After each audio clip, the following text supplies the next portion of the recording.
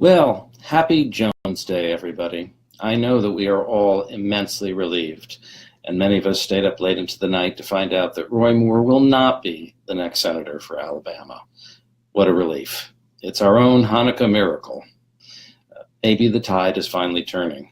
As Winston Churchill once said, this isn't the end, it's not even the beginning of the end, but it may be the end of the beginning.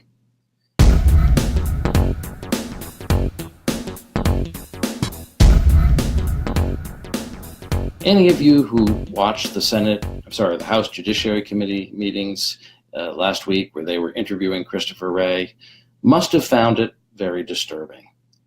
At this point, the amount of damning evidence that has come out to expose Donald Trump's collusion with the Russians, we have more than a smoking gun. We have a smoking arsenal. There is simply no other reasonable conclusion that any reasonable person could come to other than that Donald Trump colluded with the Russians to steal the election and has since that time been running the country for their benefit as their puppet. We have a president who's a traitor. Think about it. Benedict Arnold for president. Of all the crimes that a president could commit, this is the worst. This is the worst scandal in American history. It makes Watergate look like a candy store heist. And I'm not sure there even could be a worse scandal than the president himself being an agent of a hostile foreign power. And yet, if you watch the House Judiciary Committee meetings, what they were concerned about was discrediting the Mueller investigation, claiming that it's biased. Why? Because half the people who work for Mueller are Democrats and half are Republicans, which mirrors the complexion of the whole country. FBI agents are allowed to be a member of a political party and to vote and to have opinions. There's been no evidence that their political opinions have influenced their investigation. And the one person who they fired because he sent a text saying he didn't like Donald Trump, not particularly a firing offense, but just to be clear that there was no appearance of impropriety, they fired him.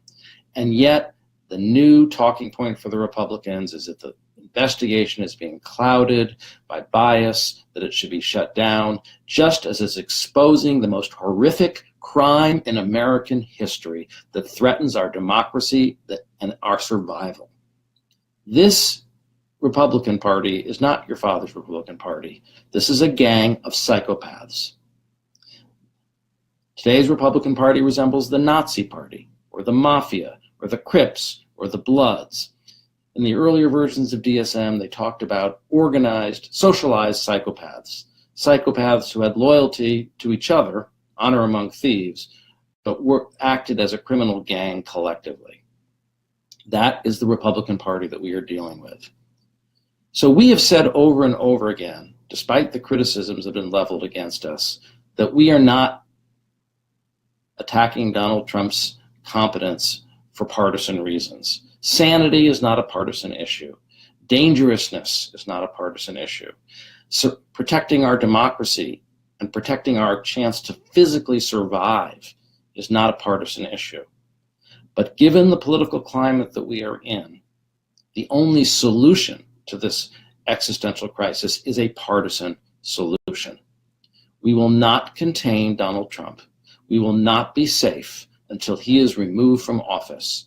And let me tell you what our strategy is. We're going to take 2 pages out of the Republican and Russian playbooks.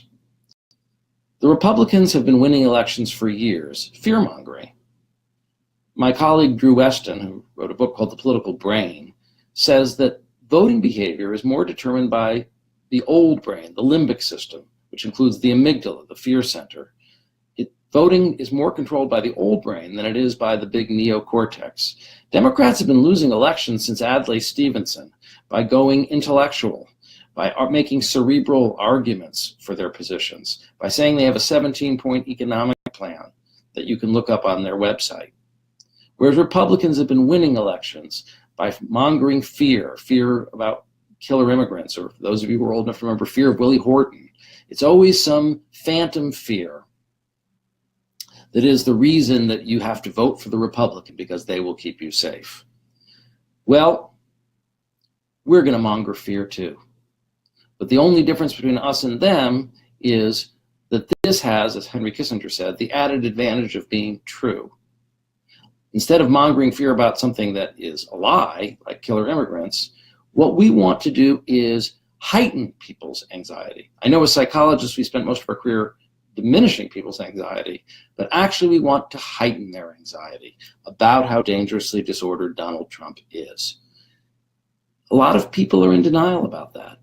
They tell themselves, oh, well, Tillerson and Mattis, they'll be able to contain him. No, they won't. He's not containable. We've seen that over and over again. He can barely keep it together for 15 minutes on a teleprompter. Or we tell ourselves, oh, it's just an act. He's not really that unstable. He won't really push the button. No, I don't think that's true. I think he really is this disturbed. He is as disturbed as he appears. And actually, he's going to be tempted to push that button as the Mueller investigation closes in on him and he becomes a cornered animal. So part of what we want to do is heighten people's fear. I essentially want to take a cattle prod to their amygdala and terrify them that they're going to die, that their children are going to die in a nuclear holocaust, because that really could happen. So yes, number one, we want to heighten fear on a rational basis, on a realistic basis. And number two, we want to take a play out of the Russian playbook and target this message through Facebook and Twitter and social media. Russia managed to steal this election for something like $150,000 on social media. We're going to be creating videos that get the message out that Donald Trump is dangerously, destructively ill. And we're going to send those targeted messages to people in swing districts, winnable districts, to remind them that they should be afraid, and the only way they can be safe is if they vote for the Democratic candidate who will protect them from Trump, who will rein Trump in, who will hopefully remove him. Because that's the reality.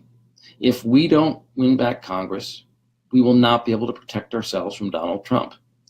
So this is the strategy. We're becoming a media company.